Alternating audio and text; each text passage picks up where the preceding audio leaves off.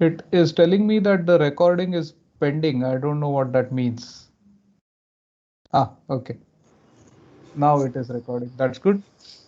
Um, all right. So we still have quite a few people yet to join. So let's discuss more about last time before we move on to new stuff. And we should give a couple of minutes for more people to show up. Any other questions that you all have? Yes, sir. A physics question related to the Yes. last couple of slides Mm-hmm. in the previous Go ahead. lecture. Go ahead. Sir, it would be better if you show the slides because it's directly related to that. All right. It is a bit slow to open those slides here, but um, it's suddenly going So to the remember very last slide. this one. Um, no, I think these were Okay. You are the talking about this. GIT Yeah. observations. Yeah. So you have two types of stars, star X and star Y. And in the next Mm-hmm. slide, Mm-hmm. in the explanation for this plot, Mm-hmm. yeah, it's written in star Y, there is a higher uncertainty. But if you look at the graph, then it seems star X has a higher uncertainty. Okay, no, no, no. The uncertainty is not so good catch. This uncertainty is not in the brightness measurement itself. The uncertainty that I am talking about is in the classification of the star. So we have not yet covered stellar classes. I was hoping to cover them yesterday, but I'll cover them today. So what I'm referring to here is by uncertainty, one interpretation correctly so is this error bar, and you can see that that is larger for star X here as compared to star Y over here. Okay, but the other thing that I'm talking about is that here you can be quite clear that this is sitting between the red and orange classes somewhere. Okay, so there is a red line and an orange line. So this is going to be between the M and K spectral types. Whereas here you can see that F and G types both quite closely follow the same colors. Okay, and that is the uncertainty that I am referring to. Again, these lines will make more sense after we have covered today's lecture. Okay.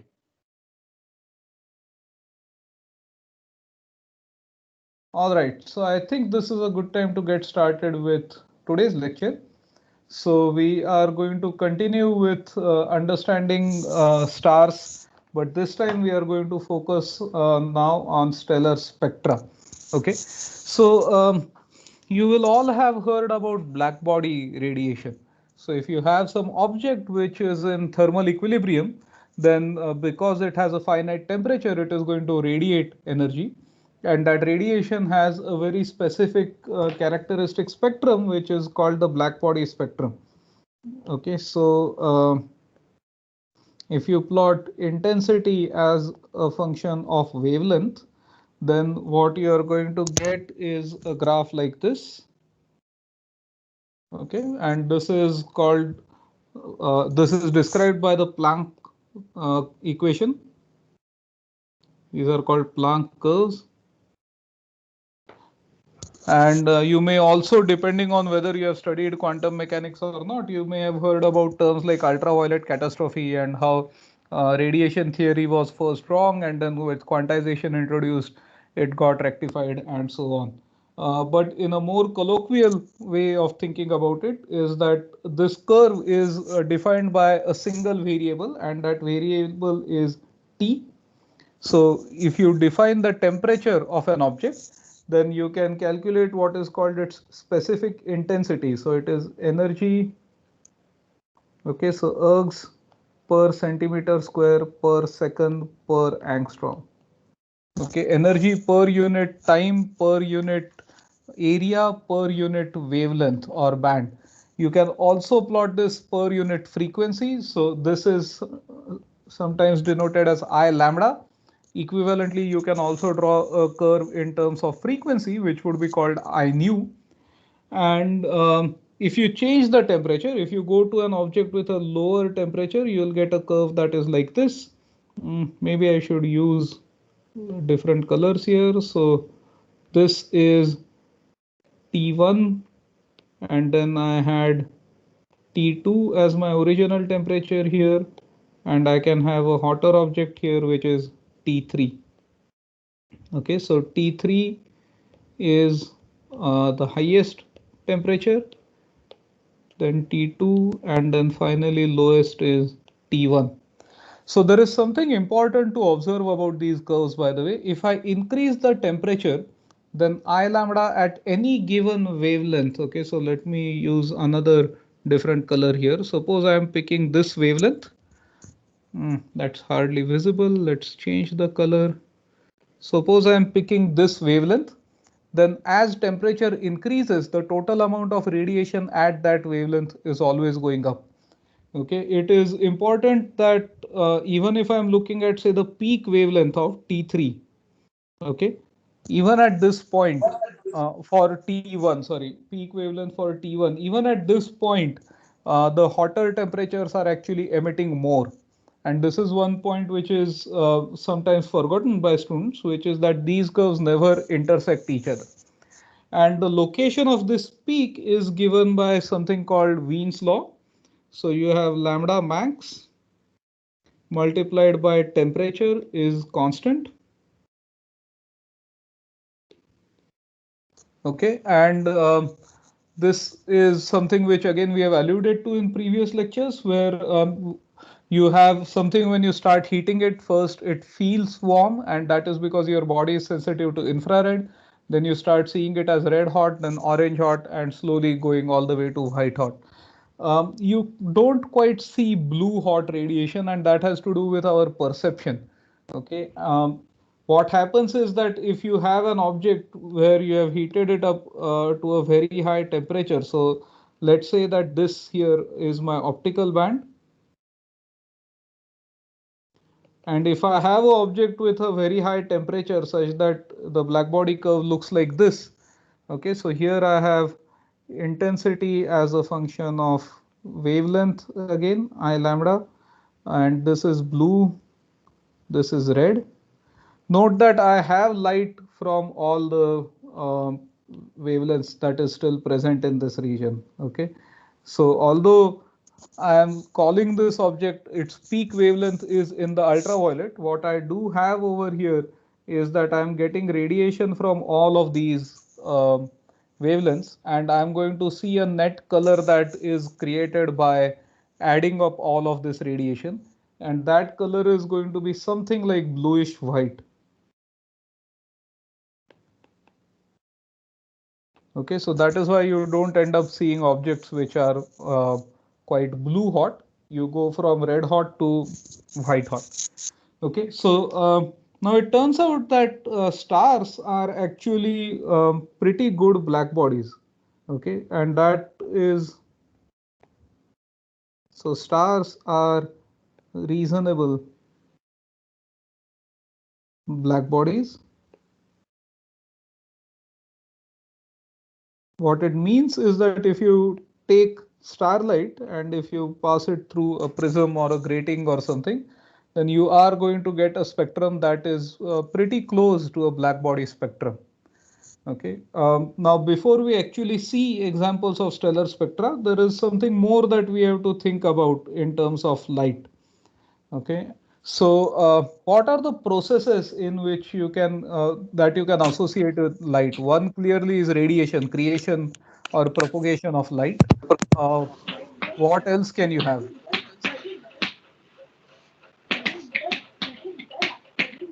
Param, can you mute, please? Thank you. Scattering. Okay, so you can have scattering. So one is radiation propagation was the first one we talked of. What else? Scattering. Anyone else? Interference. Interference. Okay. Reflection. Refraction. Reflection. Reflection. Yeah. What else? Refraction. Refraction. Refraction. Polarization. Polarization is a property of light, not a process. What happens to light as it, Okay.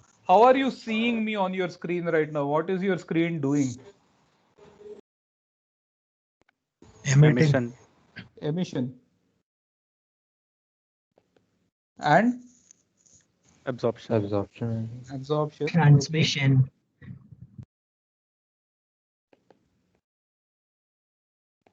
So basically, there are a lot of ways in which this light can get modified, right? And different parts of these matter at different places in astrophysics.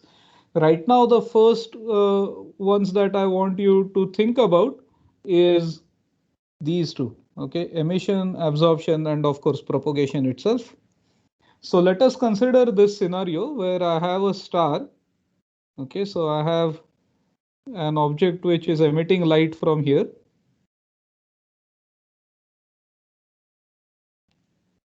And I have another some cloud of dust that is sitting in between the star and you.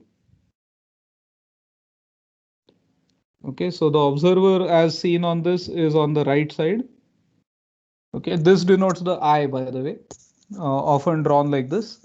So I have light which is coming from here. The star is emitting some kind of a black body spectrum. Anytime you draw a graph, remember to at least label the axis.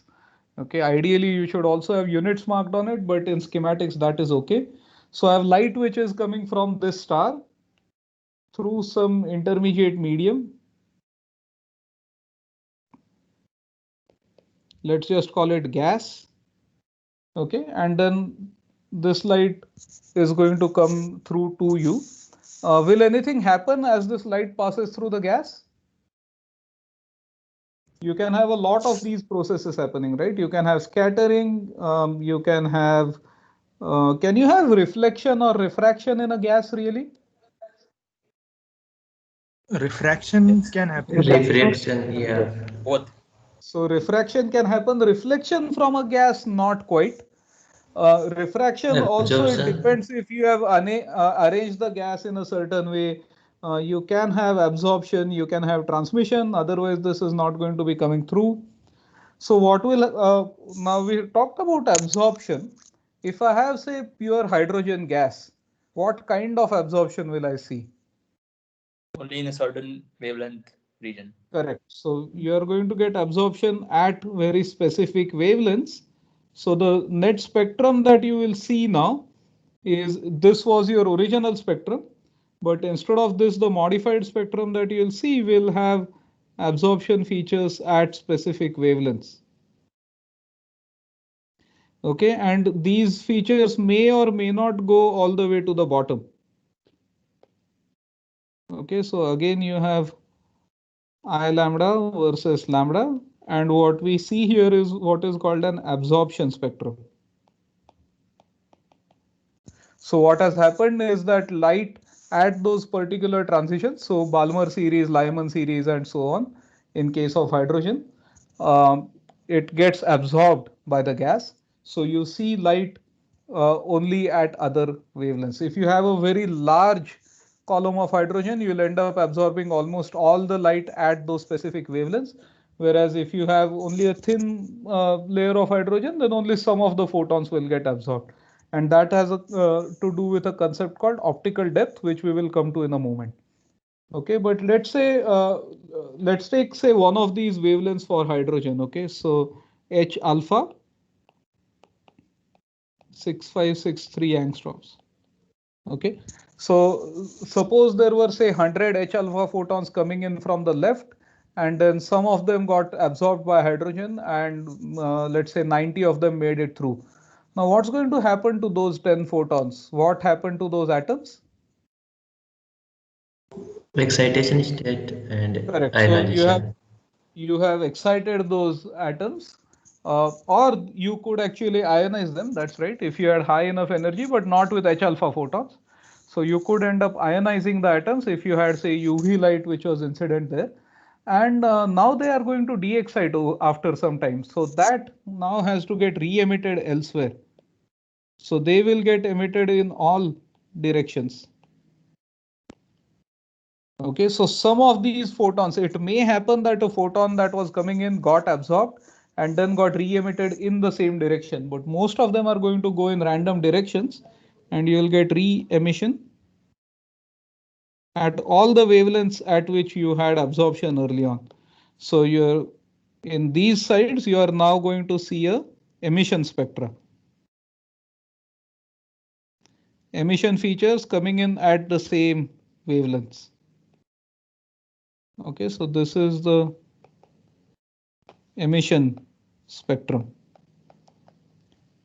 Okay, now in case of a star, there are interesting effects here. What part of a star do you think would be hottest, the core or the outer layers? I think the core, sir. In any system where heat is being generated inside, the innermost part has to be hot, right? So in the sun, the temperature of the core is very, very high. So I have a question for you here, which is homework question. What is the core temperature of the sun?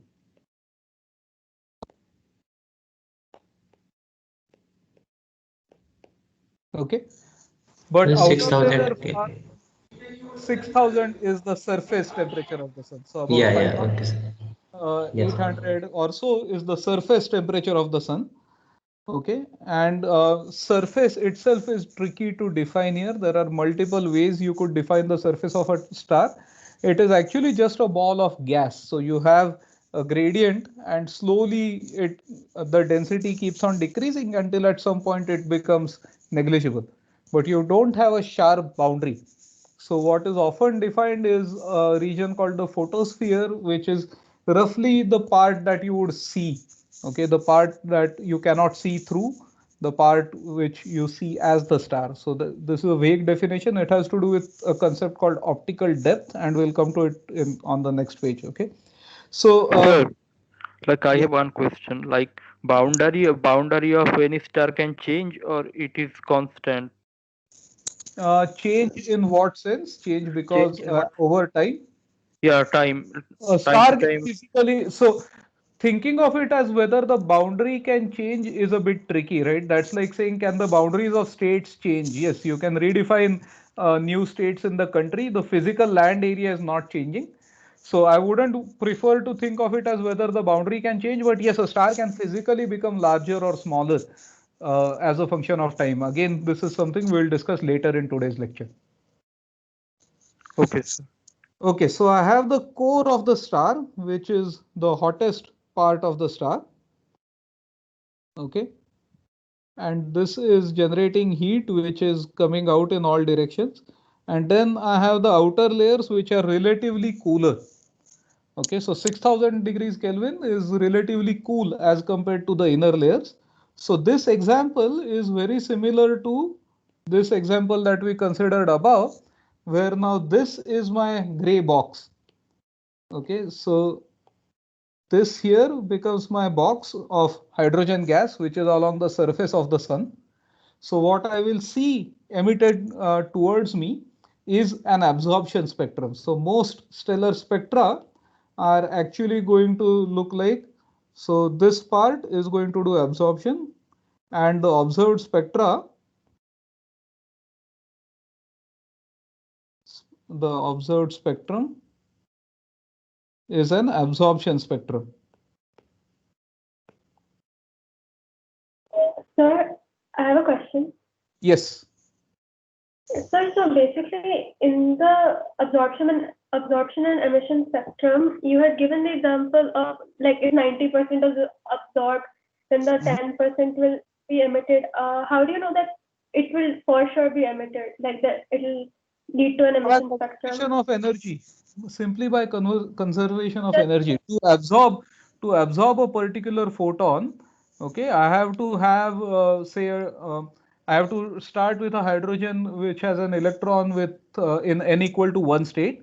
I can absorb some particular energy and I'll transition to n equal to 2 state. That electron is just not going to sit there forever, right? It is energetically more favorable for it to come back down. Right. Yeah. And Sir, that's going to be a radiative transition again. So you will have to radiate that. There are other ways in special circumstances where you can have what are called collisional de-excitations and so on. So there are other ways in which that atom can lose energy, but the atom has to lose energy. In most cases, it will be a radiative transition which will re-emit. Yes, sir. Yeah, I think I got that part, but my question is, why will it be excited in the first place? Like, yeah, the transition for emission makes sense, but why would it be excited in the first place? Because it can. I mean, okay, let me see. I have, okay, I suppose I have think of this as a quantum system where for simplicity, let's consider only the n equal to 1 and n equal to 2 levels. And there is some energy gap between the two, which is some delta E. If I supply, if the system is in state 1, if I supply delta E energy, it will go to state 2, right? There is no reason for it not to. I mean, look, there is all of you have a ground state where you really like to lie down and sleep and enjoy yourself at home. But then there is an excitation function, which usually comes in the form of parents yelling at you. Once that energy is supplied, you get up and attend lectures. You really don't want to, but you have to. Similarly, when that atom has this photon with the correct energy incident on it, it will go to a higher state and then it has to de-excite and come down again. Someone else had a question. Yes, Paul. Yes, sir. Yeah. So, sir, like the atom is excited. When it de-excite, then it come like it is in the fourth state. So 4 to 3, then 3 to 2, and 2 to 1 like that. So the absorb line and the emission wavelength can be different because Correct. They light may wavelength. or may not be the same. You're right. So suppose I directly excite from n equal to 1 to n equal to 4. There are different probabilities about whether I can de-excite down to from 4 to 3, 4 to 2, and 4 to 1. And all of that, when you are actually calculating these spectra, theoretically, you have to worry about all those probabilities and everything as well. All right. So now let's go on. So typical spectrum of a star, okay, is a black body approximately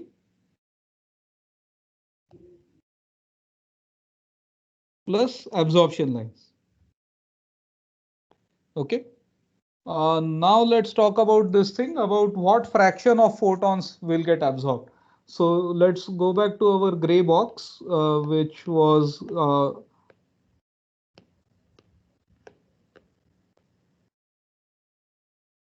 okay. So I have some hydrogen that I'm packing into a box over here. So let's throw in a bunch of atoms. Okay. Now, if I have radiation which is coming in from here,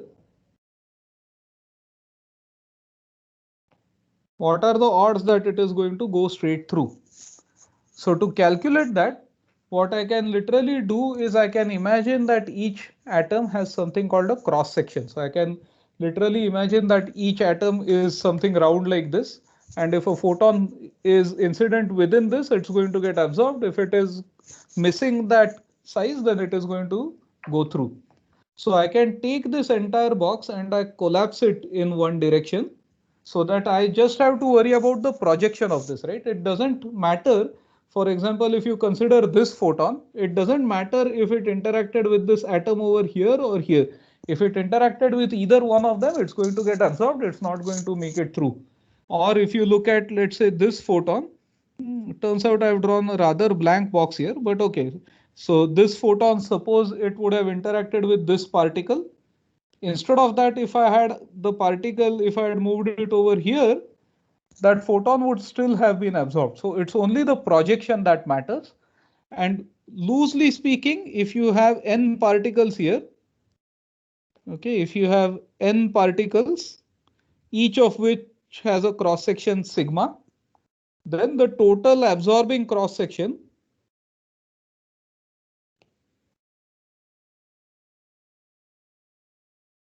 is simply n times sigma.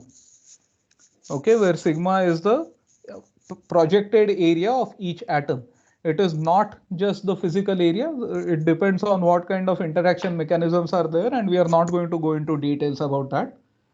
But what it matters is if I increase the material over here, if n increases, then absorption increases.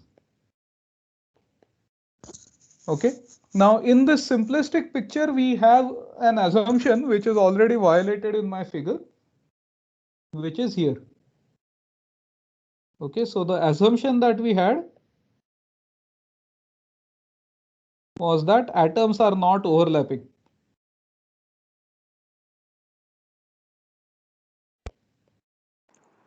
But sir, if we are taking a cross section, wouldn't it just overlap? Wouldn't it? Would it matter? If I give you only one atom, then it doesn't. If I give you okay, think of it this way. This box over here has a cross-sectional area A. Okay, A is the cross section area of box. If n sigma is, can n sigma actually be greater than A? No, it can't. Well, n sigma can be. I can just squeeze in a lot of atoms. For example, instead of gas, if I consider a solid lattice, then each layer almost has the same area, modulo some fill fraction. I can have thousands of layers. But the net absorption cross section cannot be greater than A, right? So this simplistic assumption here, this is called optically thin case.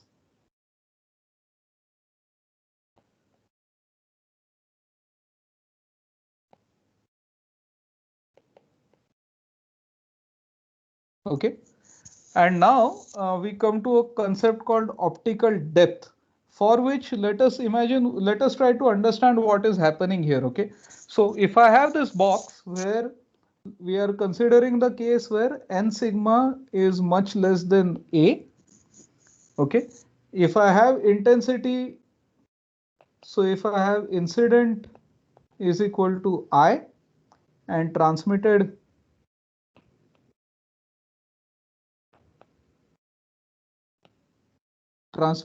is say T. Okay. Then in this case, when you have T is approximately n sigma by A times I. Right? Everyone agrees with me up to here? Is this correct? Yes, sir. Or is, so if n goes to No. 0, then transmission is 0? Transmission should be perfect if n goes to 0, right? This This is the should be lowest. 1 minus. No. This should be 1 minus. Correct. Yeah, Correct. this should be 1 minus. So we have to change this.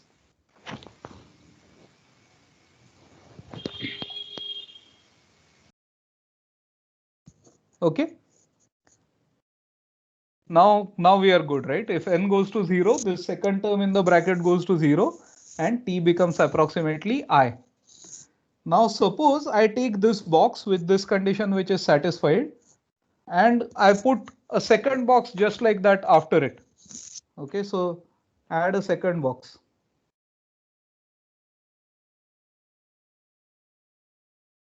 So T2 is going to be equal to this same number times I2, which is equal to, but this itself was the same number times I.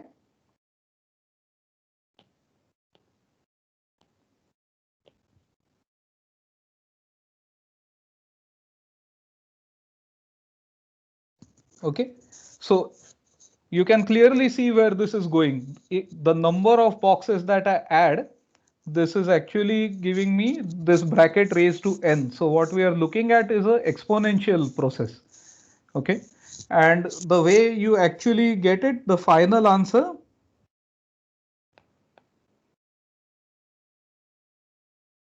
is that your transmitted light is equal to some e raised to minus tau times the incident light. Okay, where this number tau here is called the optical depth. Okay, and the optical depth is actually this term n sigma by A.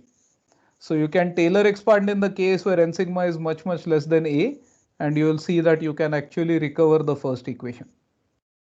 All right, so optically thick and optically thin is just terminology which you need to know. When we are looking at a star, for example, suppose you are standing outside the sun and you start looking at the sun. Okay, there is going to be the first thin shell of hydrogen that is on the outermost layer of the sun, has very few atoms, so you are going to see right through it. But as you are looking further and further in, you are passing through more and more of hydrogen, and at some point the net depth is such that this n times sigma will become approximately equal to A. And that is the point, roughly speaking, where optical depth becomes about 1, and that is roughly what you would call the photosphere. If you can do a more strict derivation of it, and the photosphere actually turns out to be the point, or the effective temperature is defined at the point where optical depth is about 2/3 for stellar kind of cases and so on, but those details don't matter for us. Okay, so this is how you can define this visible photosphere of the sun. Now, there are, based on how we have done this derivation, there are few other things that you should understand. First is that the cross section, okay, the absorbing cross section is going to depend on wavelength. Okay, so the absorption cross section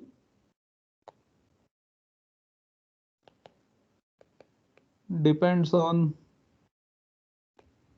wavelength. For example, in case of hydrogen, we saw that hydrogen is more likely to absorb at those specific wavelengths. It can still scatter at other wavelengths, by the way. So if you take a lot of hydrogen, then so normal hydrogen, a small amount of it, you shine say 6,000 angstroms light, it's just going to go through it. But some photons will still get scattered. They don't have the right energy corresponding to any transition between two states of hydrogen, but they can still get scattered. So if you put in a lot of hydrogen, then all of those photons will get scattered. Every scattering can be inelastic, so you can transfer some energy to hydrogen. So you're going to end up heating up the gas, and you are going to end up creating this thermal equilibrium situation in which you will actually get black body radiation again. The second thing is this will depend on the material.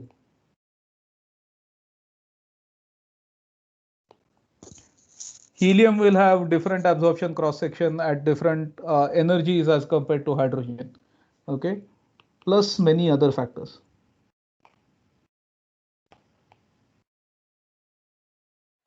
Okay, so there is a interesting concept that comes. Yes, someone has a question. Param, go ahead.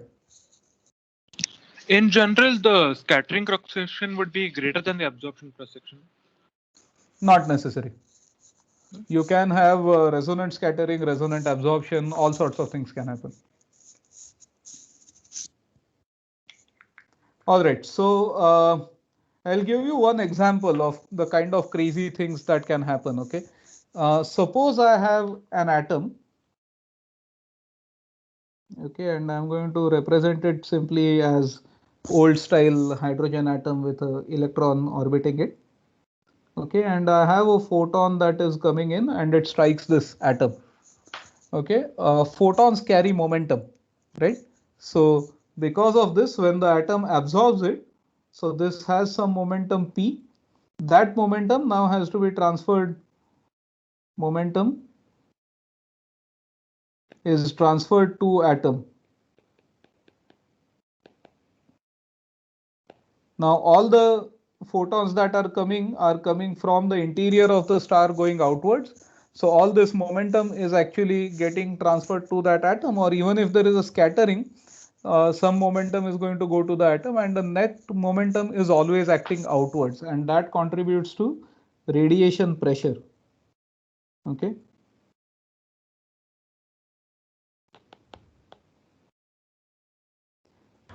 So, sir, can you please yes. repeat this? Okay, every photon has momentum, and if you consider a photon and an atom as a two-body system, the net momentum of this system has to be conserved. So earlier, if you imagine that the atom was at rest, the photon had momentum p, the atom had momentum 0. After the atom absorbs that photon, the net momentum still has to be p. which means that the atom now has to start moving towards the right as seen in this figure. Okay. Does that clear your doubt? Okay. So now if my so more interactions will mean that I have more radiation pressure or more force due to radiation, right? Force is nothing but rate of change of momentum. So if I have more interactions per unit time, or if I have more incident radiation, of course, then the net force that is acting is going to be higher.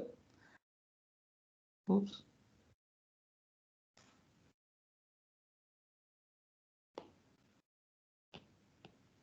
Okay.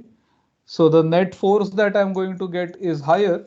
And that becomes a very curious case in terms of some very evolved stars. So if I have a hot star where I have a lot of different species or different elements present in the atmosphere, then I can have, there are many more transitions which are allowed. Okay, so if I have just hydrogen, then I can absorb only along the Lyman and Balmer and other series. If I have helium, then I can absorb at those series as well. If I have more and more of these higher elements present in a star, then in the outer layers, in the outer atmosphere of a star, then I'm going to get higher and higher cross sections, more probability of interactions. And what that means is that there is actually a higher force acting on the outer layers of a star. And that can lead to something like called line driven winds. What does that mean? Every absorption line is contributing to this radiation force that we talked about.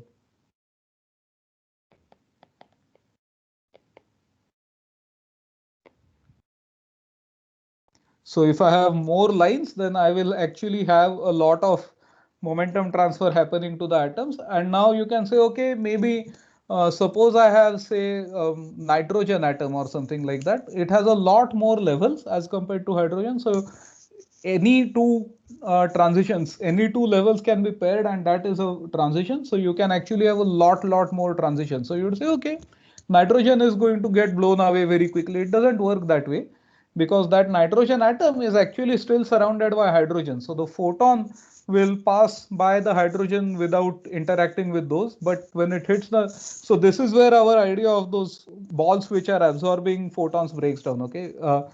You now need to worry about the right energies and so on. So nitrogen will absorb that photon if it matches one of the transition layers of nitrogen. It will take the momentum of the photon. But now that nitrogen can physically go and collide with another hydrogen atom or any other atom. So the momentum is absorbed from the radiation to some specific atoms,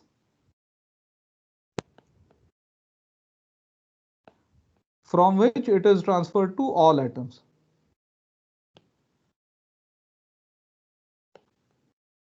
By collision. Okay, and this creates something called line driven winds. Okay, so let's look at examples of some of these things now. Okay, so stellar spectra.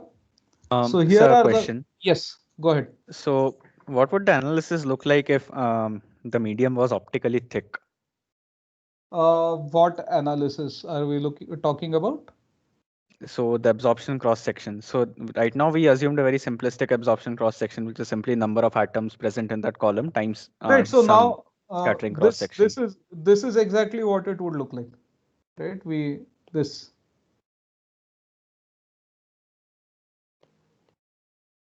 Okay.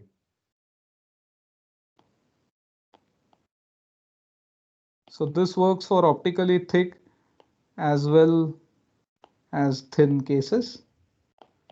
Okay, this optically thin case is simply a Taylor expansion. What is e raised to x for small x? 1 plus x. Correct. And here x is negative. So this goes to this. Okay. All right. Okay, so we started with a simplistic optically thin case. And that is why by the depth idea makes sense, okay? Because if you think of slabs with uniform properties, then it is literally the thickness of the net slabs that you are adding up. So dimensionally, this is dimensionless, but it does depend on the total distance in the medium for a uniform medium. Okay. All right, so now let's see.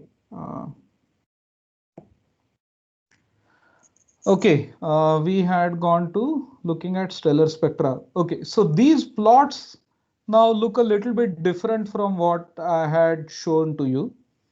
Okay, I had drawn plots which were looking like this.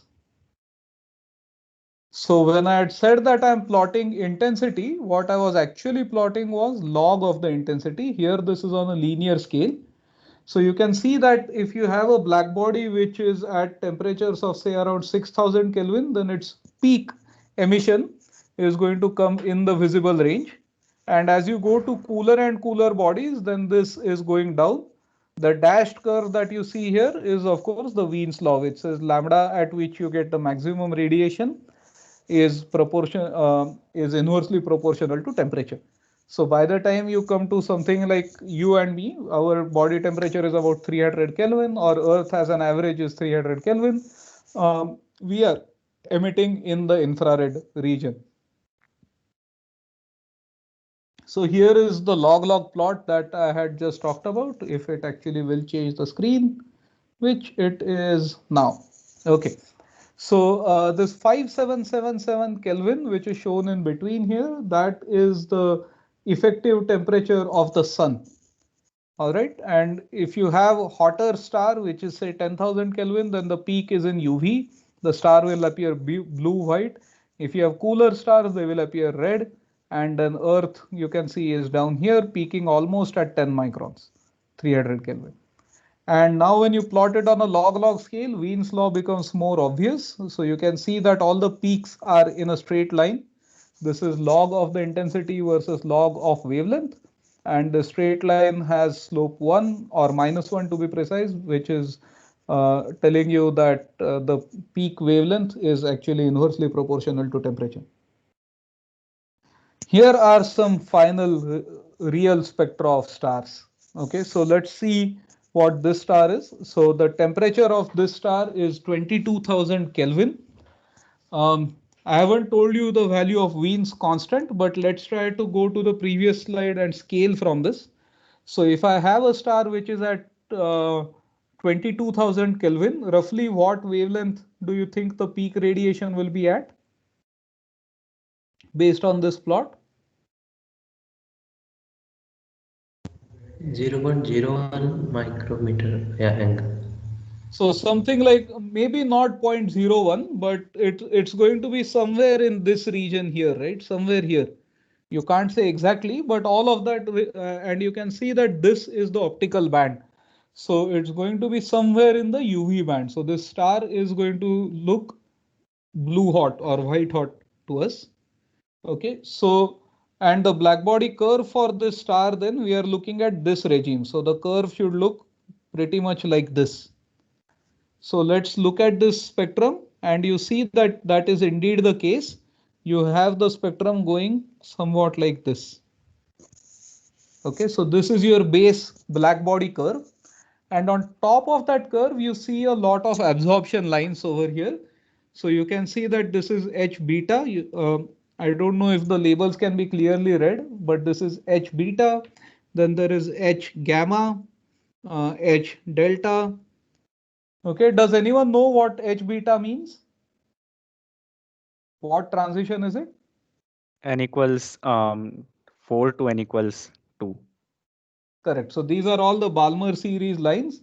So you have transitions to N equal to 2. H alpha is 3 to 2. This is 4 to 2, or in this case, these are absorption lines. So we are really looking at 2 to 4, 2 to 5, 2 to 6, and so on. Okay. And then you can see that there are other species that are seen here as well. A lot of lines or line locations are marked in this plot. Not all the lines are visible. So here there is helium. And if you can see this clearly on your screen, then you'll notice that these two are actually called He2 and He1. Okay, so He1 stands for neutral helium. Okay, so it is helium with both the electrons present. He2 means singly ionized helium. So it is a hydrogen-like atom now, but with the core charge being 2 and with 1 electron in its orbit. Similarly, over here you can see there is oxygen 2, which means oxygen which has lost 1 electron. And then there are more heavily ionized species present as well. There is carbon 3, there is silicon 3 present over here, and so on. So there are a lot of different transitions. The star is very hot, and if your binding energy of your outer electrons in, say, silicon is not very high, so it means you can actually end up ionizing the outermost layer, and then that changes the energy levels of the entire atom, and that changes the line energies that you will actually be able to absorb at. Now, there is this discrepancy here, which I'll talk about, but before that, someone had a question. Yeah. So I just wanted to know, since the Balmer series is being called H alpha, H beta, and so on, what's the Lyman series called, or is there any? You call it Lyman alpha, Lyman beta, and so on. Okay, just like that. Okay. Yeah, just like that. Yeah. By the way, other atoms are not even lucky enough to have those kind of names at all. Also, by the way, beyond delta, we kind of get bored. So here, finally, they are simply called H8, H9, H10, and so on. Okay. The last thing which is marked here is called the Balmer break, and that is this dashed line over here. Okay, this particular line is the highest energy. So if you have photons with higher energy than that value, then it means you have enough energy to ionize hydrogen from its second state. Okay, what is the ionization energy of ground state hydrogen? Does anyone know? 13.6 electron volt. 13.6. So what is the ionization energy from the second state? It's like 3.4. Correct, 3.4, about a factor of 4 lower. So 3.4 EV. You may also remember that around 12,000 angstroms corresponds to 1 EV. So if I want 3.4 EV, then that is coming out somewhere here, 3,600 angstroms or so. Okay, and beyond the Balmer break, to the left of the Balmer break, all the hydrogen that you are encountering, if that hydrogen atom happens to be in the n equal to 2 state, then the atom can actually interact with that photon and it can get ionized. Okay, which means that just as you were creating lines at these specific energies over here, instead of just creating those lines, any photon in this range with any wavelength here is actually giving you the absorption cross section for hydrogen from n equal to 2 state is actually quite high. So you are not going all the way to 0. This depth that you see here, okay, this depth over here is comparable to the line depths that you are seeing here. And that is because not all of the hydrogen is actually sitting in the n equal to 2 state at all. Okay, so this is called the Balmer decrement.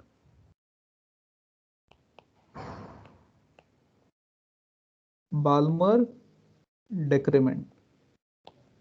Okay, and then comes the question of what is happening in this region. This is photons are not having enough energy really to ionize hydrogen from the n equal to 2 state, but you can see that the spectrum has still gone down below my simple extrapolation of the black body. And that is because the lines there, you can notice that these lines are not sharp delta functions like this, but they actually have a profile. And these line profiles on the left here in this region, these profiles are completely merging with each other. And that is why the net absorption has happened. And this, where they merge and so on, depends on the pressure and other properties of the stellar atmosphere there. Okay, so this is the spectrum of a very hot star. You can see absorption lines superposed on a broad black body spectrum. Let's move on to Yes, cooler. sir. Yes. Yeah, I have one doubt. Like, so Yeah. we have the absorption spectrum, but photon can be absorbed by the two atoms. Like, it firstly absorbed by the hydrogen and then helium. So, can we have like this? If a photon is already absorbed by hydrogen, the photon ceases to exist. So you can't reabsorb it again. Yes, sir, transmitted like the not all the energy of the photon. No, you can't have partial absorption of a photon. That's scattering. You can have what is called inelastic scattering. So a photon transmits part of its energy to an atom, but that is not a dominant effect. Okay, so most scattering here is actually elastic scattering in these regimes of interest. So photon is either absorbed or not absorbed. You can't have it both ways. Yeah, so we are sure about these lines are H alpha and H beta, like not the other. Yes, yes. You can very easily Okay, sir. create these lines even in the lab. Okay, sir. Hello, sir.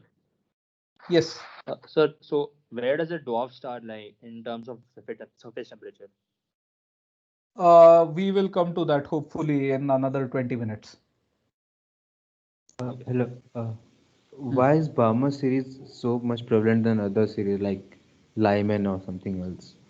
Lyman mean, is in the UV, so you can't see it. That's all. Oh, Paschen is yeah. in the IR. So that's why Balmer is most famous, just because we can see it. That's all. Nothing else.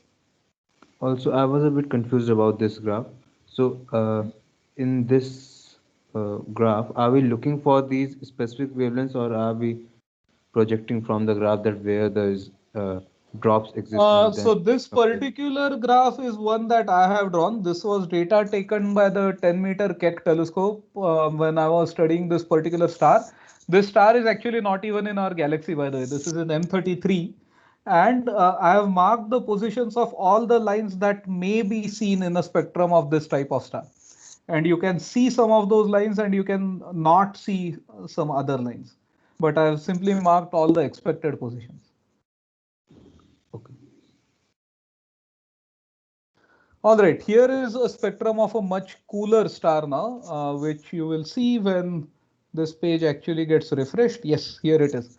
And now this is no longer looking anything like a black body. Okay, you see very weird features here. Some of them still look reasonable. For example, you see absorption features here. This is a sodium doublet. This is a potassium doublet, two potassium lines over here. But then you see these structures, which are step-like structures over here. Similarly here, here, and so on, which are marked with these V-shaped bands here. Okay, and these are actually molecular bands. So what happens is that if you have molecules instead of atoms, now the amount of energy levels that are allowed in a molecule are the number of such levels are far higher than those in atoms. Now 3500 Kelvin, it turns out, is cool enough for you to actually have molecules present. And if you think of it, some of these are quite crazy. So calcium hydride by itself is okay. But then you can also see titanium oxide, TiO. You can see vanadium oxide, VO.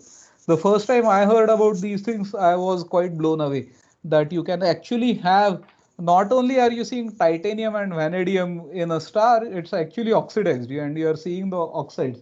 Whether in this particular case, H alpha is actually seen in emission, because what is happening is that the radiation coming from inside is not actually the main source. You are actually getting collisional excitation of hydrogen. So it bumps into other atoms and it gets excited into higher states and then it re-emits, and that is giving you H alpha in emission. Naman had a question. Yes, sir. So since we are seeing that there is titanium oxide and vanadium oxide in cool star, can we also say that there may be present titanium and vanadium as elements in hot star as well? There could be, you are right. So this titanium and vanadium actually is not produced by this cool star. The conditions there are not appropriate to synthesize them. So they were present when the star was born, which means that hot stars would also have them. You're right. Yes, Himansh. Yes, sir. So one more thing No, to Himansh notice. also had a question. So Himansh, then Akash. Sorry. Yes, sir. So one more thing to notice could be like the absorption line seem to be quite broad for this star as compared to the previous star. We Why are is looking that? at molecular bands, that's all. Okay. So the lines by themselves, if you see the sodium doublet over here, then these are quite narrow. Okay, the doublet at 8,200, they are quite narrow. Okay, okay.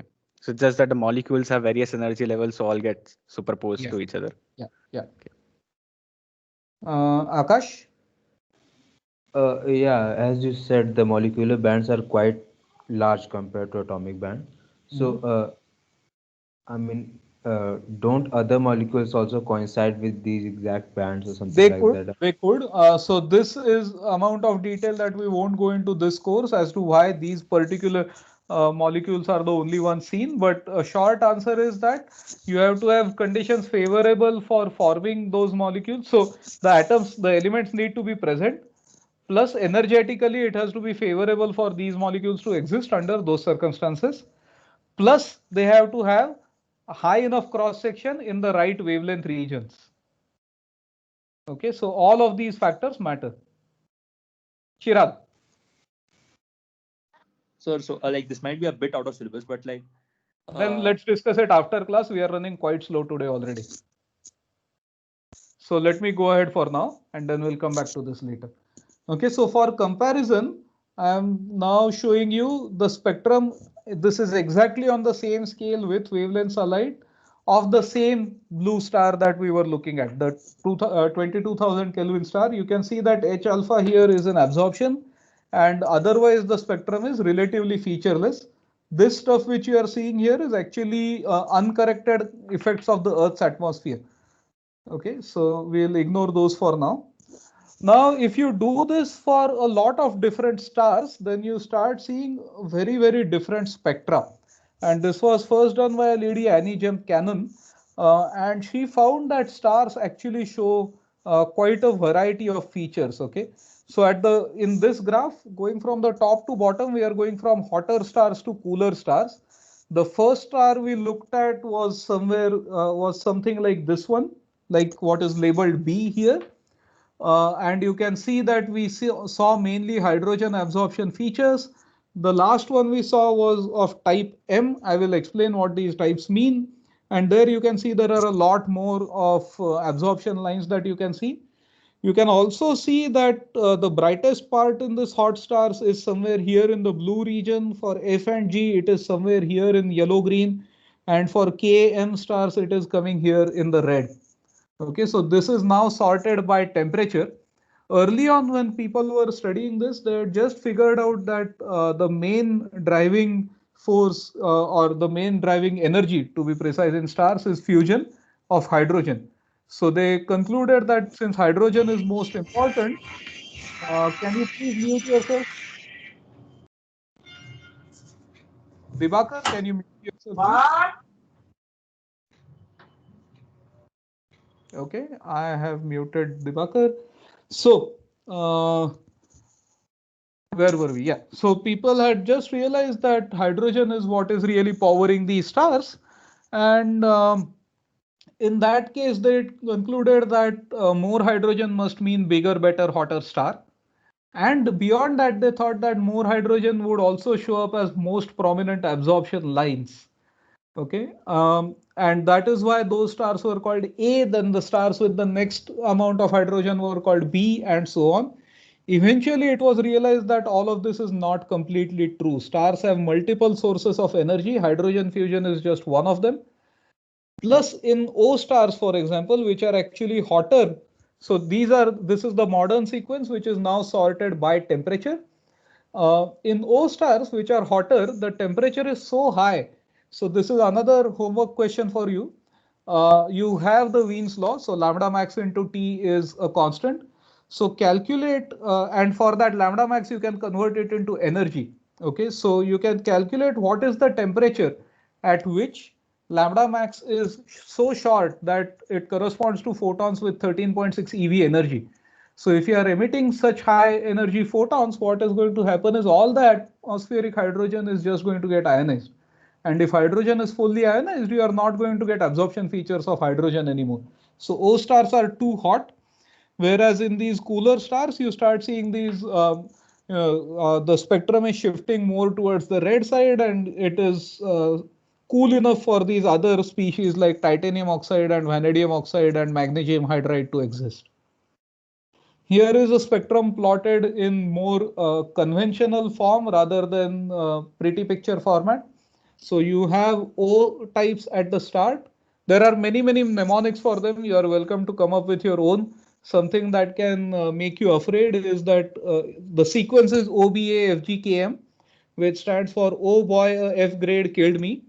So if you don't want an F grade, then remember the sequence. Within each type, there are subtypes. So the hottest stars within O are called O1. We don't know of a single O1 star. I think O4, O5 are the hottest ones we know. It goes from O1 to O9. Then it goes to B0, B1, and so on up to B9, A0. Let me finish before you interrupt me, Akash, please. So Sorry, it sir, goes but from B0, B1. Yeah, go ahead. I just think I'm seeing a different slide than you are, so I don't get what you're talking. Sorry. Are others seeing this slide where I have a spectrum as a function of wavelength, relative brightness versus wavelength? I'm not. Yes, sir. Yes, sir. Yes. So, Akash, there might be a lag on your side because what I'm doing is exactly to avoid this scenario. I actually connect to the meeting myself using a second device so that I see exactly what you are seeing. Okay, sorry. Okay, so we start with O and go up to O9, then we go from B0 to B9 and so on. The Sun is a G2 type star. Okay, and the stars that we saw, the hot star was a B0 type star and the cool star was a M5 type star. Okay, so these are the stellar spectra. And other than the spectral type, you can also have something called the luminosity type. Okay, so the spectral type is largely telling you what the temperature of the star is. But now for a given temperature, what will the luminosity be? The luminosity depends, remember, on radius as well as temperature. And you can, under various conditions of stellar evolution, you can actually have stars which are much larger or much smaller. Okay, so the sun, the main sequence itself on the HR diagram is comprising of what are called dwarf stars. So the sun is a dwarf. The sun spectral type is a G2V.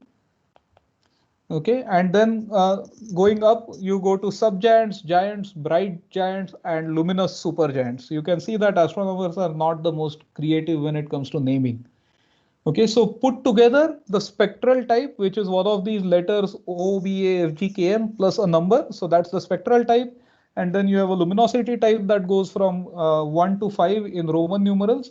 And that together becomes the spectral classification of a star. So if I tell you that a star is a G2V star, then it means that it is very much sun-like. If I tell you that something is a M star, then it means it's cooler. But I'll also, or if I tell you it's a K star, it's cooler than the sun. But I'll have to tell you if it's a K giant or a K supergiant or a K dwarf for you to get an idea of its radius and hence its luminosity. Okay. Meanwhile, this is something we touched upon last time. Just to revise quickly, the lightest star is going to be a star where it has just enough pressure at the core to start fusion. The heaviest star, one of the things is called Jeans mass, which we'll cover on Monday. But then there is also a limit on how heavy a star can be because of line driven winds. As you get hotter and hotter, you are driving more and more radiation. So either by uniform radiation pressure or by these line driven winds, you will actually push out the outer layers of the star, which means that you will not be able to make stars beyond a certain stellar mass. In the very early universe, it was possible probably to form stars of hundreds of solar masses. Now, everywhere in the universe, the first generation of stars has created all other elements. They are part of stars when they are formed, which means line-driven winds become important, and it's very difficult to cross 100-ish solar masses in current generation of stars. And then we also talked about the Vogt-Russell theorem last time, which says that the stellar structure is essentially a function only of the mass and the distribution of chemicals within that star. Okay, so the total mass and mass of each and the fraction of each element present, but also how that fraction is distributed. So here I'll just summarize the stellar properties that are known, which is So now you're all one slide behind. Yes, here it is. This is a table taken straight off Wikipedia. So go look up spectral types of stars on Wikipedia. Roughly speaking, G-type stars are sun-like stars, which is what we are seeing here. Heaviest stars we know, O-type stars, O, B. These stars can actually explode as supernovae at the end of their life, something which we'll cover in the next lecture.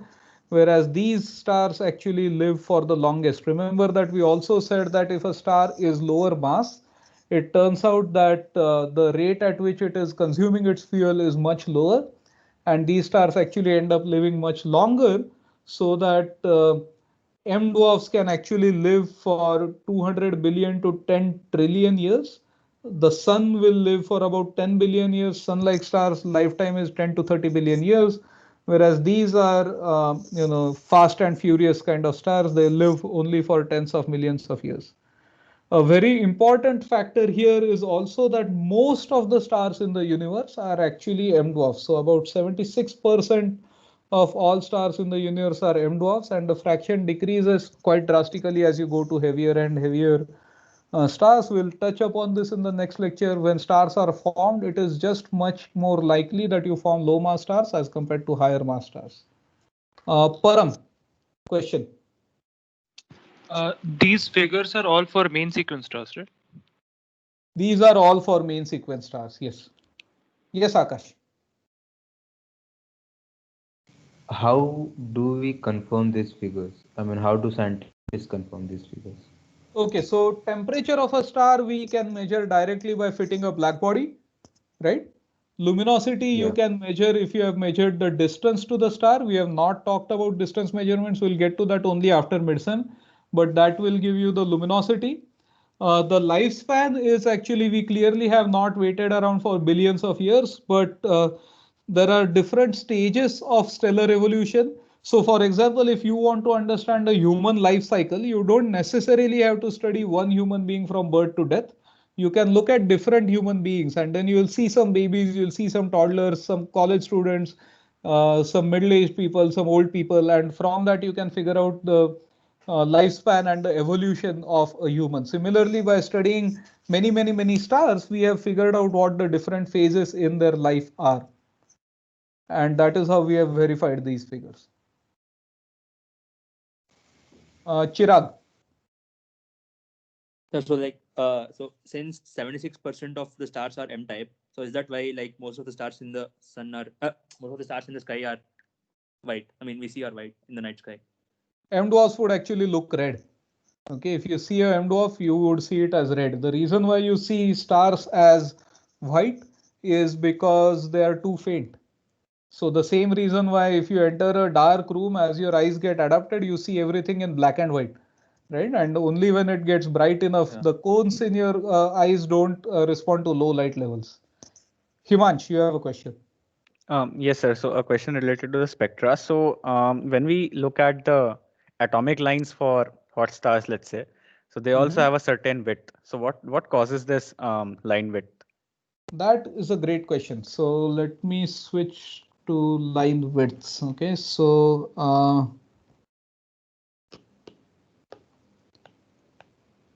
width of a spectral line. Okay, there are many factors. The first is Heisenberg. Okay, uncertainty principle tells you pretty much nothing can be known exactly. So you have delta E times delta T is also a pair of variables, just like you usually talk about delta P times delta X. So based on the lifetime of a excited state in an atom, there is going to be some uncertainty in its energy. So that is one thing. There's Doppler. Okay, if I give you a gas at a certain temperature, then you have heard about the Maxwell distribution. So atoms are moving around. So each atom, because it is moving, it will absorb or emit at slightly different frequencies. So that causes line width. So this is called Doppler broadening. A related thing is called turbulent broadening.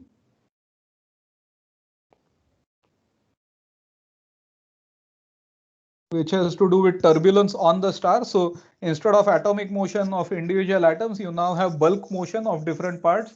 Think of it as if it was the surface of a pot of water boiling over. So things are going to be moving up and down. You have what is called rotational broadening. So the star is rotating. So this part of the star is coming towards you. This is going away from you. In the rest frame, this is absorbing at say 6563 H alpha rest wavelength. But as seen by you, one side is going to appear red shifted, one side is going to appear blue shifted, which means that the net line that you see is going to be, so one line will be here, one line will be here, one line will be here, one line will be here, and the net sum is going to end up looking like this. Okay, there is also something called pressure broadening. This is more prominent in much denser stars like white dwarfs or swarm dwarfs and so on. In pressure broadening, what happens is that the atoms are so close to each other that they start affecting each other's energy levels. So the n equal to 2 and n equal to 3 states of all hydrogen atoms no longer remain the same. They all get mushed up together, and because of that, each atom will have a slightly different transition energy. So that can give you a width.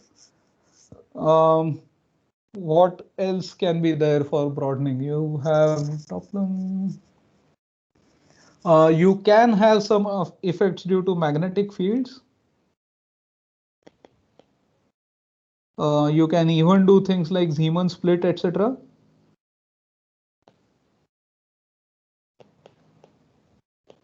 So there can be a variety of reasons that makes the spectral lines not be a sharp delta function.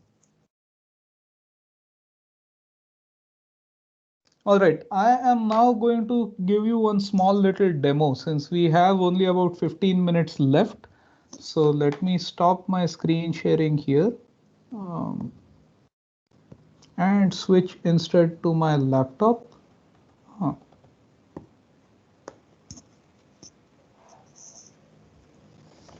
Give me just one moment, please, as I load up the right page first.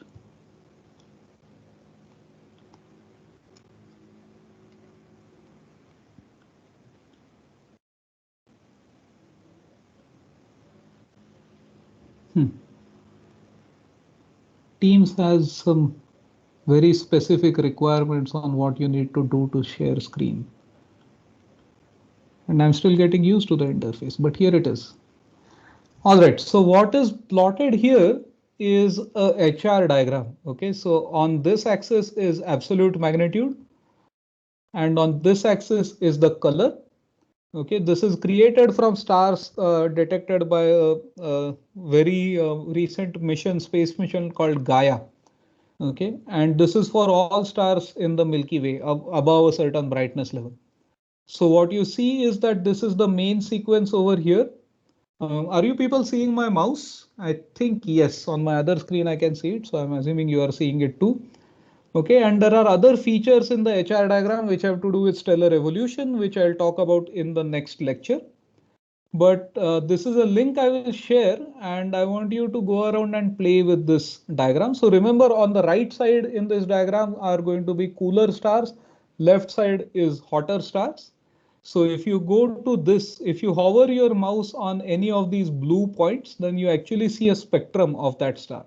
Okay, first, if you see these labels which are coming up here, the count is simply a measure of density of how many stars you have. So along the main sequence in each small cell, you have hundreds of stars, whereas further out you have only a handful of stars. And then now you can start seeing this spectrum here is peaking at about somewhere between 5,000 to 6,000 angstroms. And all the spectra you see here are similar, broadly speaking. Some of them are weird. Some of them might just be mistagged. This was done by processing a large database. And then as you start coming to the right, you start seeing that the spectral peak is shifting to the right also to longer wavelengths.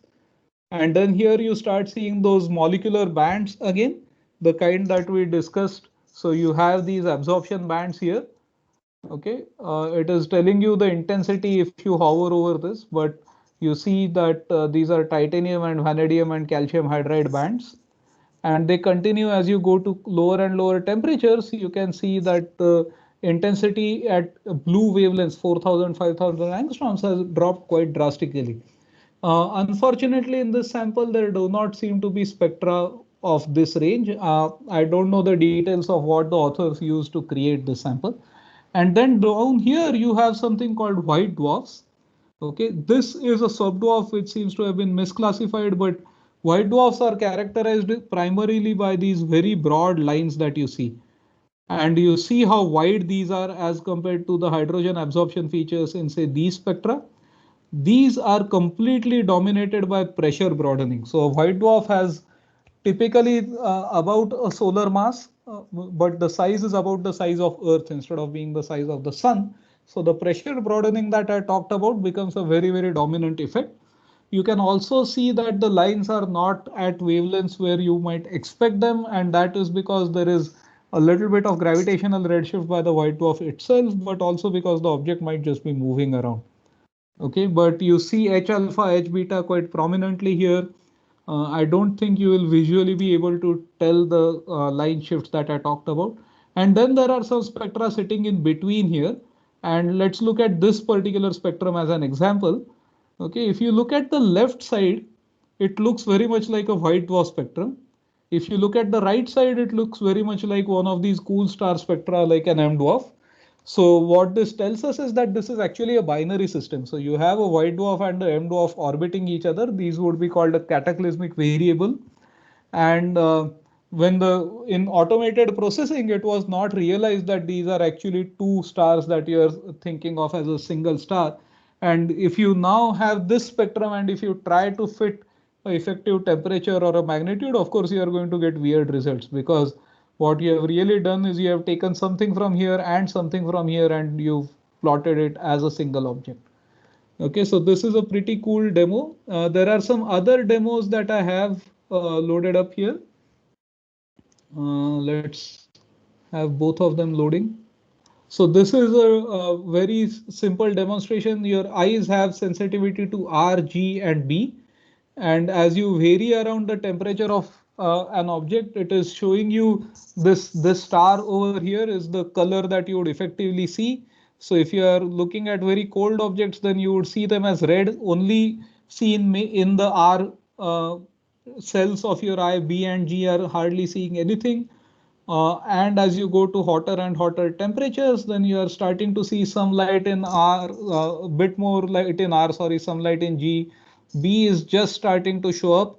At this point, the star is looking orangish, going to yellow. And then as you go further, they have rendered it blue, but it wouldn't actually appear quite blue. It would appear blue-white roughly if you were looking at it at the sky. And then here is another spectrum constructor where you can set the temperature of whatever body you are looking at, and you can choose what lines you want to see in absorption. And this is what the spectrum would look like. So it is showing you the spectrum in both forms, plotted once as intensity versus wavelength and once as if you were actually passing that light through a prism, and this is what you would see in front of you. Okay, so if you look at, say, a hot star, then this is what you're going to see. As you go to even hotter stars, then hydrogen is going to be missing. Again, it is showing you rough temperature. You can see as we are cooling things down here, purple is hot first and is bright first, sorry. And then as you go down, now the peak has come somewhere here in the visible range, and then eventually it has gone into red. Okay, now these colors that are being shown in all of these simulations, remember they're approximations, don't take them too seriously. But then you can start playing around with things and see, for example, if I have strong hydrogen emission features, then that actually slightly changes the color that I'm going to see in my object. And that is because of a presence of strong H alpha. And then you can also start adding in a red shift or a blue shift for this object to see how the lights would move around. So I'll share the links for these. These are some nice interactive tutorials that you can, not quite tutorials, examples that you can look at. Yes, so I think that is it for today. Gaurav, do we have that sample thing to show available? Yes, Vedant shared it on Slack. Oh, okay. So let me open that up as well. So last time we looked at a simplistic version where we had plotted a few stars and their colors, and we were trying to make. Oh wow, you have shown a lot of plots here. Okay. So I'm The going last to share. No. I'm going to show the evolution of your plots as well, whether you like it or not. one. Okay. All right. So here is the first pass at an HR diagram. Let's see. Okay, so you can't see the axis here because the image has not loaded fully. Here it is. Okay, on the x-axis, so you can see some semblance of a main sequence here, but the figure is not making much sense. And slowly over time, people worked on those figures to create this fancy one here. And oh wow, you are now seeing all the chat instead of the figure. So let me open this again. Here it is. Okay, so what is plotted here is that as a part of a project last year, Vedant actually was part of the group that took data for a star. 2 years ago. It was Akash's group. Okay, so this is another of my former students who took part in this, who participated in this course. And what is plotted here is now data for a single star cluster. Y-axis is magnitude in the SDSS G prime band. X-axis is the G minus R color. Remember that color is always shown as a bluer filter minus a redder filter. And you can kind of see the main sequence here along this. Unfortunately, Teams does not allow me to annotate easily on this, so I can't annotate while sharing my screen. But then you are also seeing what is called a turnoff, and this turnoff and so on are things which we will discuss in the next lecture.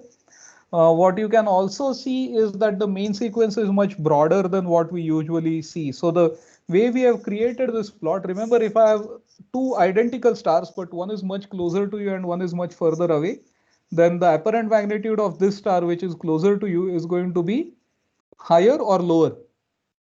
This star will be brighter, so the apparent magnitude will be numerically lower. So that is why if you see the y-axis here, the G prime magnitude, the smaller numbers are at the top because those are the brighter stars. So to make an HR diagram, I really on the y-axis, I need luminosity or absolute magnitude. What I observe is apparent magnitude, and I need to know a distance to convert it to absolute magnitude. If I don't know the distance of every individual star that I have, what I can do is somehow look for stars which are at the same distance. Remember that m minus m, the distance modulus, is only a function of the distance, right? So if I have stars which are at the same distance from me, then I can directly use their apparent magnitude to make a HR diagram. And that is what is done here. We observed a star cluster using the Growth India telescope. So those stars are physically all very close to each other. And to first order, you can assume that they are at the same distance. You might still be seeing background or foreground stars, hence the scatter in the main sequence that is seen here. So this is one kind of project that can be done. What they did was that they took this HR diagram, compared it to the theoretical HR diagrams that look like this. Let's see, going through. Okay, so a more evolved star would actually, a more evolved star cluster rather, would, as stars grow older, this is stuff which I'll cover in the next lecture, they leave the HR diagram. Hottest stars, heaviest stars actually leave it first, then these stars, then these stars. So the main sequence over time starts looking like this. Okay, and by looking at this, that is what you are seeing in this image. The main sequence actually has turned off around 12th magnitude or just above that. You can see that it is going to the right. And remember, this is all still in apparent magnitude. So they compared it with different main sequence turn-off values to determine what the age of this was. And also by sliding this up or down and matching it with one of those theoretical curves, they actually figured out roughly how far away the cluster was. So this was a project done. This might sound like black magic to you right now because we have not studied some of these things. but also because as a part of your course project, you are expected to do substantial reading up about these objects by yourself. So once you have picked a topic, there's a lot of reading up you have to do in order to be able to understand things like this. Okay, so we have about 3 minutes left. So let's take a couple of questions. I see that there was one raised hand, but I missed the name.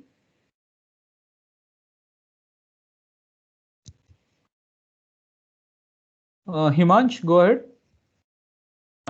Yes, sir. So how can the luminosity class of a star can be determined using the stellar spectra? The luminosity class actually affects some of the features. So the relative ratios of say hydrogen to helium lines, the widths of those lines and so on actually depend on the luminosity class as well. And that is because if a star is much larger versus much smaller for the same effective temperature, you can expect that the pressure broadening will be different, for example, or the chemical composition, the stratification of the star changes a little bit, and that changes the relative strengths of lines. There's another question. I can't see the name, so whoever has their hand up, please go ahead and speak. Yeah, hi sir, this is Parth. Hi, Parth, The yes. star cluster that was like that the students observed, the figure, was that a well-known star cluster? And if Yeah. so, what type was it? It looks It like a was globular, but no. How do you know what it looks like? I didn't show you the image of the cluster at all. no, but I mean it's an older cluster, right? Because the Need turnover not be point is older. lower. No, it's not very old actually. Sun-like stars are still on the main sequence in that.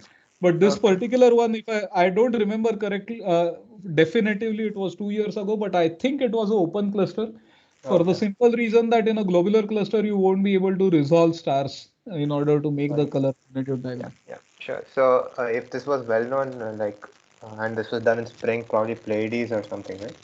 No, there are hundreds of clusters in the sky. All right, sure. Thanks. Hello, sir. Yeah. So since dwarf stars contain heavier elements, right? Not necessary, no. Any star. So for example, you can have a sun-like star, which may be a dwarf or maybe a giant. I mean, this is not related to chemical composition directly in that sense. Okay. In fact, we'll talk about evolution next time. The sun is itself going to evolve into a giant phase later. It's really, if anything, the heavy element composition is going to have increased because the sun has synthesized some of them as it goes along. Himansh, last question. Yes, sir. One physics and one logistic question. So the physics question is, how do we determine the mass of the stars? By painstaking effort. Highly non-trivial. We'll take it up later after medicine when we are studying orbital mechanics. Okay. Logistic question is, suppose we have a rough idea or a direction for a project and we would like to get some guidance or some confirmation as to the prospects of accomplishing that using Growth India telescope. So what should we do? You should do the following things. Okay, so good point that you have come to projects. It's very nice to see discussions happening on the project channel. People, please do start forming teams. When you have, we'll tell you soon as to how we want your teams to be reported so that we can set things up and put it on record who are team members in what team.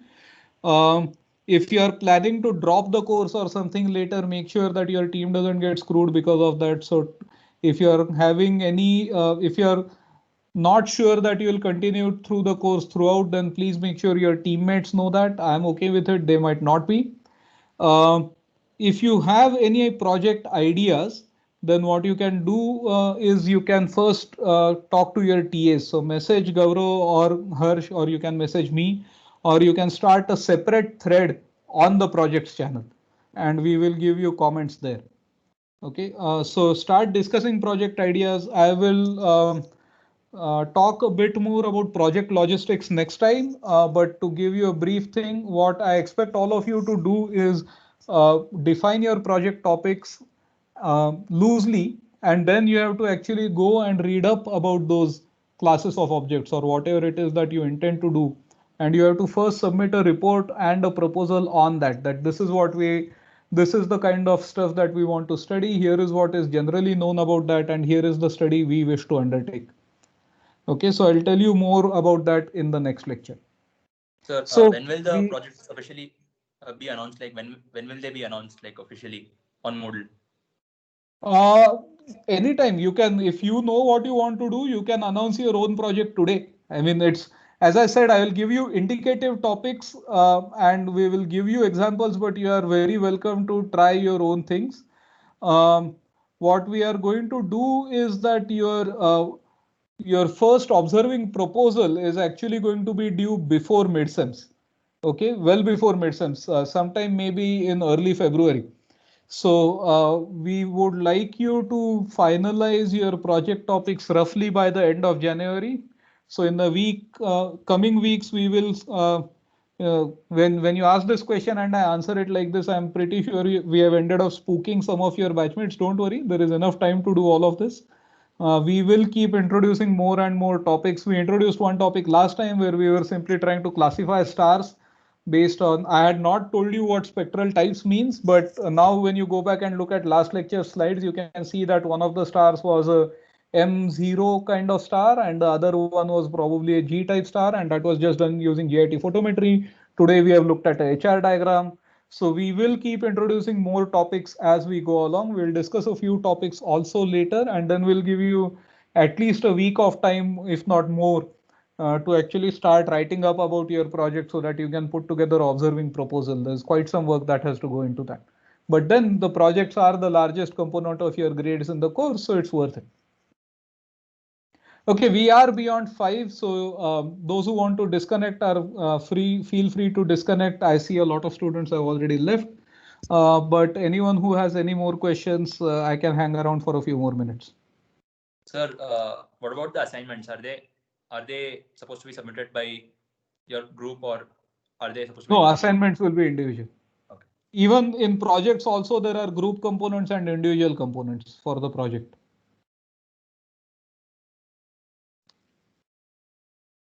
Sir, so would the projects be like exclusively GIT data, or can they be a mix and match of GIT data and public domain data? They are meant to be completely GIT data because becoming a data monkey on public domain data is very easy. We want you to understand how to process data and have the full package. You are in one of the very few universities which actually has a research class around the world, not just in India. Okay, we are probably the only university in India and among the very few in the world which has a research class telescope that is actually accessible to undergrads for their project, for their course. So take good advantage of that. If there is small supplementary data that you wish to have from outside, talk to me about it. I might approve things on a case-by-case basis. Okay. So whatever data we saw today, the spectra and all, was it the raw data or processed data that we saw? Processed data. Processed data is what you saw today. Raw data in spectra looks very different.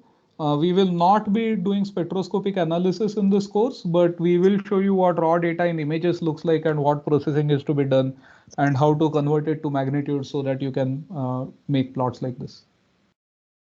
Okay.